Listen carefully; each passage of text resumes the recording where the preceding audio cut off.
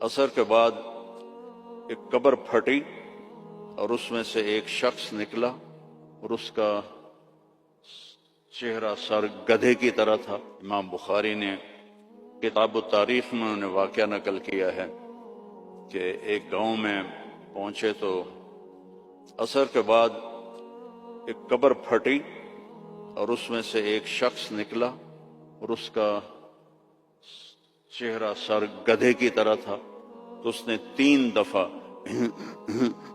جیسے گدھا آواز نکالتا ہے اور پھر قبر میں گیا اور قبر بند ہو۔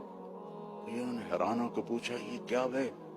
کہا جی یہ ایک شرابی تھا، اس کی ماں اسے روکتی تھی تو آگے وہ کہتا تھا کیا گدھے کی طرح تو بولتی رہتی ہے، جب بھی وہ اس کو روکتی تو وہ کہتا کیا گدھے کی طرح بولتی رہتی ہے۔